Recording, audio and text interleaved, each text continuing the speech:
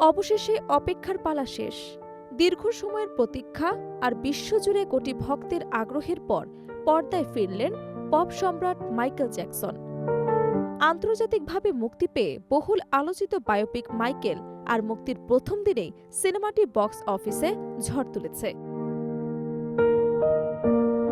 Musical বায়োপিকের ইতিহাসে সর্বকালের সবচেয়ে বড় উদ্বোধনী দিনের রেকর্ড করে ছবিটি ইতোমধ্যেই আলোচনার কেন্দ্রবিন্দুতে চলে এসেছে। বিশ্লেষকদের মতে 2018 সালের আলোচিত সিনেমা বোহেমিয়ান র‍্যাপসোডিকেও পেছনে ফেলেছে মাইকেল। স্পেন থেকে অস্ট্রেলিয়া প্রথম দিনে দাপট দেখিয়েছে সিনেমাটি। স্পেনে 520টি স্ক্রিনে আয়ের পরিমাণ দাঁড়ায় প্রায় $1.1 মিলিয়ন, আর অস্ট্রেলিয়ায় 219টি লোকেশন থেকে আয় হয়েছে প্রায় $1 মিলিয়ন।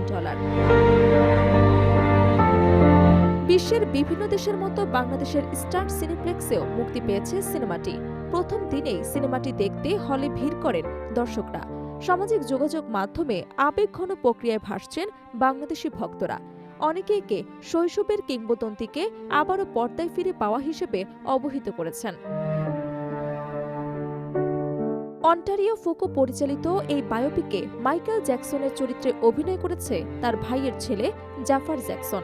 পাশাপাশি গুরুত্বপূর্ণ চরিত্রে অভিনয় করেছেন কোলম্যান ডমিঙ্গো, ক্যাট গ্রাহাম, নিয়া লং, লরা হেরিয়ান সহ আরও অনেকে। জাফার জ্যাকসন জানিয়েছেন, কিংবদন্তি এই শিল্পীর চরিত্রে অভিনয় করা তার জন্য যেমন সম্মানের তেমনি ছিল বিশাল চ্যালেঞ্জ। চরিত্রটি আত্মস্থ করতে তাকে প্রায় 2 বছর কঠোর পরিশ্রম করতে হয়েছে। শুটিংয়ের প্রথম দিনেই তার স্টেজ পারফরমেন্স সবাইকে মুগ্ধ করে। সিনেমাটিতে তুলে ধরা হয়েছে জ্যাকসন 5 ব্র্যান্ড থেকে শুরু করে তার শৈশব, একক সঙ্গীত জীবনের উত্থান, বিশ্বমঞ্চে শীর্ষে ওঠার গল্প এবং বিখ্যাত পারফরমেন্সগুলো। তবে তার ব্যক্তিগত জীবন ও নানা বিতর্কিত অধ্যায় নিয়ে ভবিষ্যতে আলাদা সিকুয়েল আসতে পারে বলেও নেটদুনিয়ায় গুঞ্জন রয়েছে।